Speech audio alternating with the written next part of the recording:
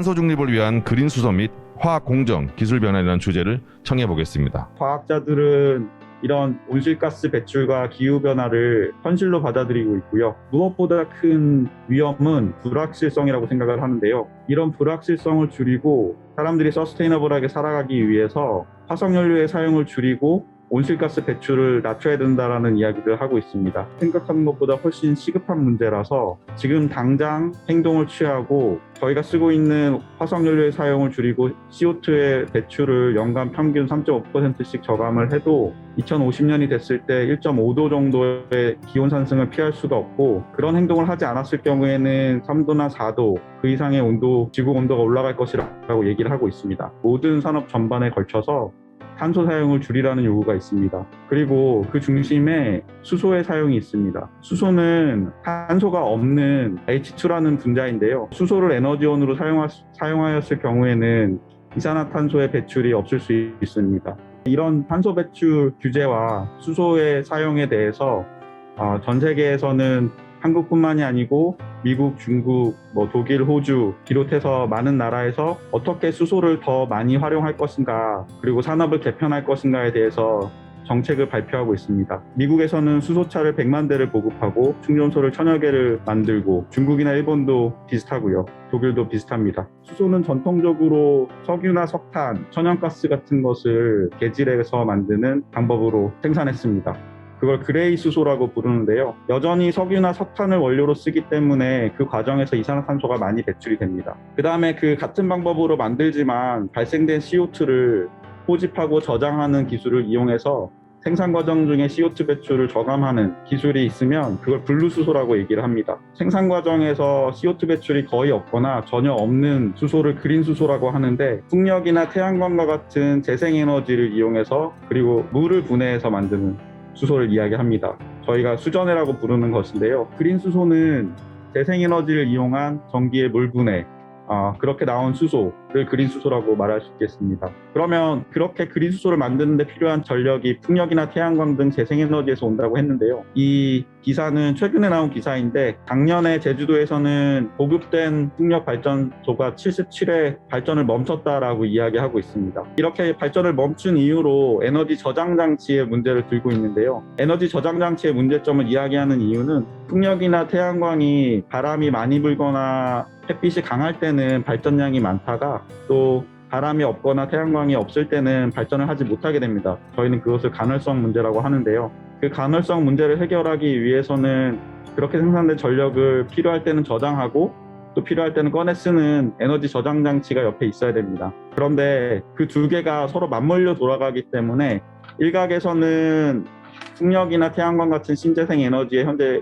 과잉 투자가 이루어지고 있다라고 이야기하기도 하고요. 또 일각에서는 재생에너지를 받아줄 수 있는 에너지 저장 장치나 계통이 부족하다라고 이야기하기도 합니다. 아까 말씀드린 것처럼 그린 수소는 그 전력 에너지를 가지고 만들어서 에너지를 저장하는 장치, 매체로 쓸 수 있기 때문에 저희가 하이드로젠 에너지 스토리지 시스템이라고 HES라고 부릅니다.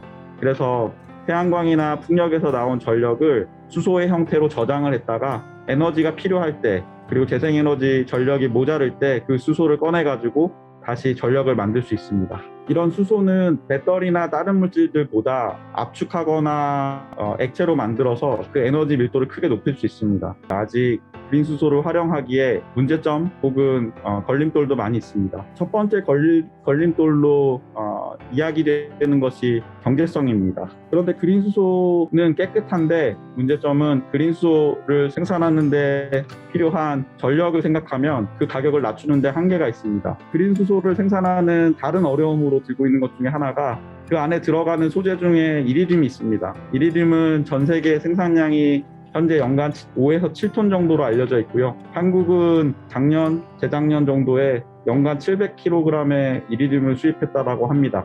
근데 이 이리듐이 희귀금속이고 그린 수소를 생산하는 장치 내에 중요한 촉매로 들어갑니다. 그래서 여기에 쓰이는 촉매를 어떻게 다른 물질로 대체하거나 효율적으로 쓰는 방법을 발견하거나 개발하지 않으면 그린 수소의 보급에 어려움이 될 수가 있습니다. 근데 저희가 최근에 했던 일 중에 하나는 이렇게 쓰이는 이리듐의 양을, 촉매로 쓰이는 이리듐의 양을 기존의 10분의 1 정도까지 줄이면서도 그 성능을 유지하거나 높이는 기술을 개발했습니다. 또 다른 일 하나는 그렇게 그린 수소 생산으로 쓰던 장치를 그 한 가지 장치를 가지고 필요할 때 전기를 생산하는 반대 반응을 일으킬 수는 없을까라고 해서 수전해와 연료전지를 하나로 합친 일체형 연료전지에 필요한 부품도 개발을 했습니다. 일체형 연료전지는 아까 재생에너지의 간헐성 문제에서 전력이 조금 남을 때는 전력을 이용해서 수소를 만들고요. 그리고 전력이 부족할 때는 저장된 수소를 이용해가지고 다시 전력을 만들고 그걸 물로 환원시킵니다. 이 물을 필요할 때는 다시 수소로 만들고요. 이런 식으로 해서 수소와 물을 매개로 해서 전력을 저장하고 재생에너지의 전력을 저장하고 활용할 수 있습니다. 이 장치는 아직은 미래 기술입니다. 일체형 연료전지 장치 같은 경우에는 우주 개발에 필요한 우주선에 탑재된 채로 이제 수소랑 물 순환을 통해서 이제 음용수도 만들고 전력도 만드는 그런 일로 나사에서 개발된 적이 있고요.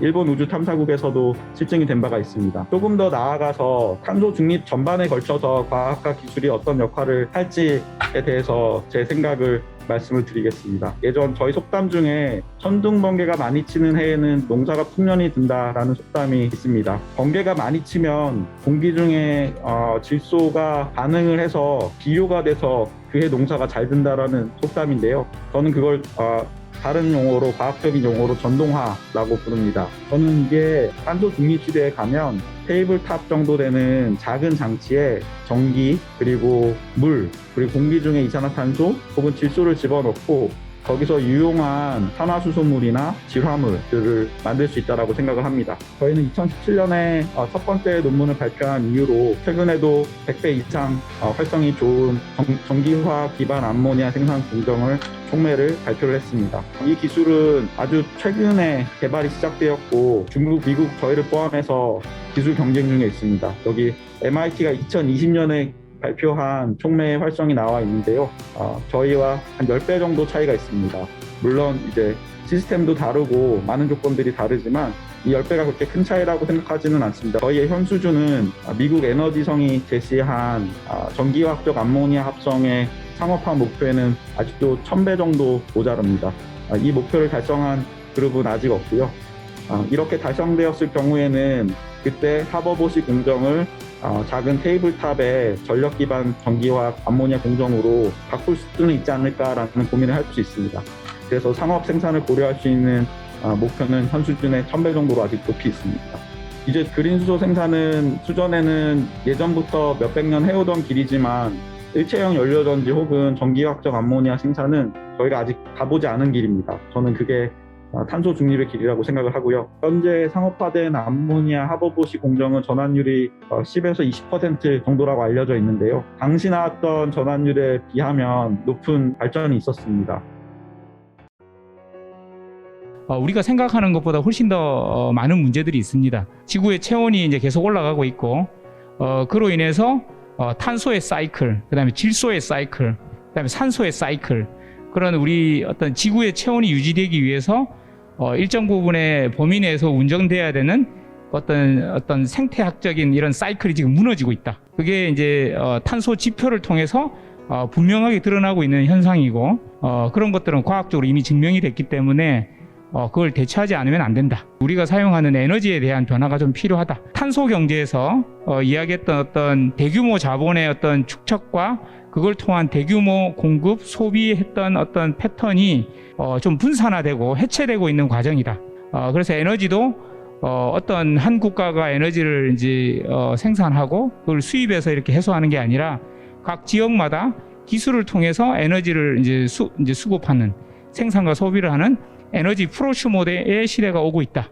그렇게 볼 수 있는 거죠. 저는 이제 소재 전문가니까 소재 측면에서 생각을 해보면 한 15년 전쯤에 제가 이제 연료전지 촉매를 할 때는 어땠냐면 별로 관심이 없었어요. 여기서 이제 한계를 딱 뛰어넘으려고 보니까 결국엔 제일 중요한 기술이 뭐냐?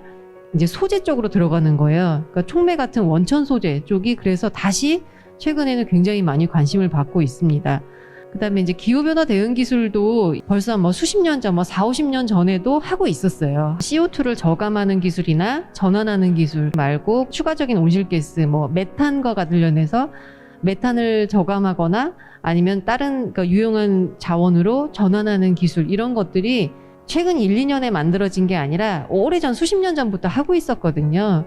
그래서 사실 어느 정도 기술 수준은 우리가 보유를 하고 있다. 근데 이제 이것을 우리가 이제 탄소 중립 2050을 목표로 해서 실제 공정에 적용할 수 있게 상용화까지 할 수 있도록 요만큼을 갖다가 극복하는 게 굉장히 힘들 수가 있거든요. 또 연구자들 입장에서도 그 수준까지 원하는 그 기술 수준까지 달성할 수 있도록 지속적으로 노력하는 게 필요하다. 어떤 부분을 더 보강을 해야 되고 어떤 부분을 순차적으로 해야 될 것이고 우리나라의 역량상에서 어떤 부분을 더 집중해야 될 것인가 하는 여러 가지 이 전문가로서의 견해가 있으실 텐데 거기에 대해서 얘기를 좀 부탁을 드립니다. 산업이 개편될 때 크게 보면 세 가지의 축의 변화가 있어야 된다고 합니다. 모빌리티, 에너지, 커뮤니케이션. 그 세 가지가 바뀔 때는 세상의 어떤 큰 축이 바뀐다. 산업이 전반적으로 개편된다고 보고 있는 거예요. 당연히 처음에 시장에 진입할 때는 초기 시장에서의 신기술의 가격 장벽은 상당히 높을 겁니다. 기존에 있는 우리 예를 들면 내연기관이나 기존의 어떤 발전기에 대비해서 연료전지 발전기의 가격은 엄청나게 비싸겠죠. 기술이 이제 신규로 진입하기 때문에 생기는 어떻게 보면 당연한 현상입니다. 규모의 경제가 어느 정도 갈 때까지는 정부가 시장에 소프트 랜딩 할 수 있도록 그 기술을 지원해야 되는 거죠. 그래서 오늘 우리 발제된 내용에도 보면 정부가 점차적으로 이렇게 수소를 이렇게 지원하는 이유는 결국은 그런 어떤 규모의 경제를 이제 만들겠다는 거죠. 탄소 중립에 대해서 궁극적으로 어떤 부분을 우리가 더 해야 되느냐, 어떤 부분이 더 필요하겠느냐.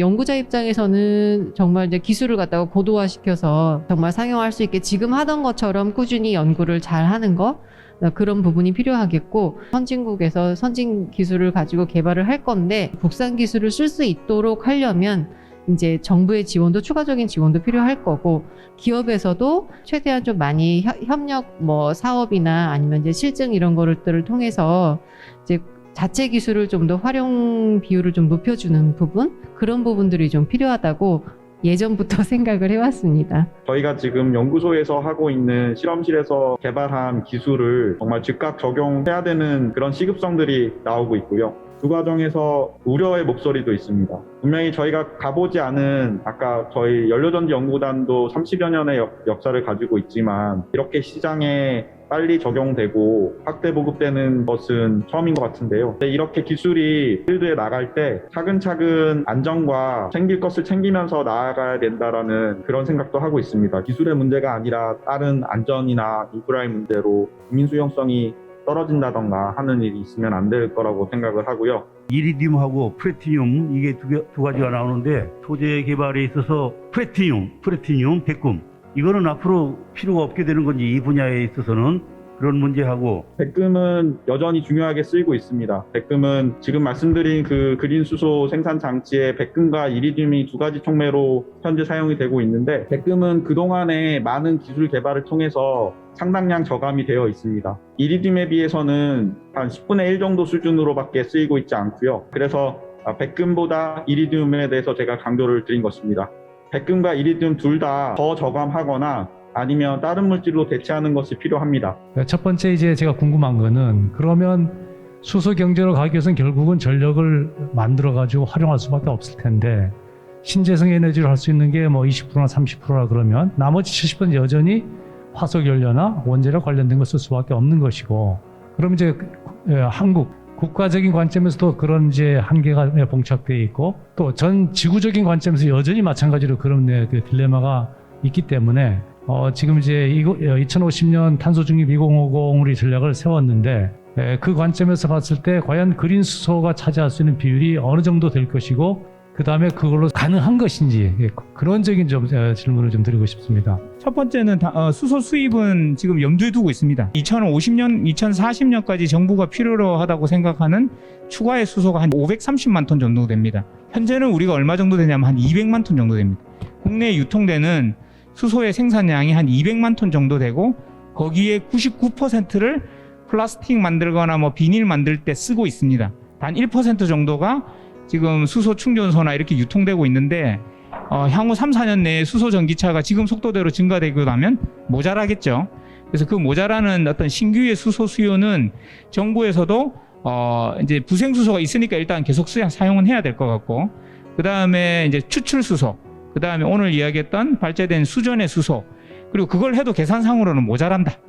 그래서 아까 530만 톤의 일정 부분은 이제 해외에서 가져와야 된다. 했고, 액화 기술이 엄청 중요합니다. 오늘 발제된 암모니아 방식도 있을 수 있을 것 같고, 아니면 액화를 해서 결국은 운송 밀도를 올려야 되는데, 그런 부분들에서 반드시 필요하다. 아마 앞으로 저희들이 당면하고 있는 문제 충분히 극복해서 대한민국의 초일류 국가로, 전 세계 초일류 국가로 다시 등장하는데 이 신재생 에너지는 저희들이 놓칠 수 없는 부분이기 때문에 역시 좋은 성과를 이루리라고 확신을 하는 바입니다.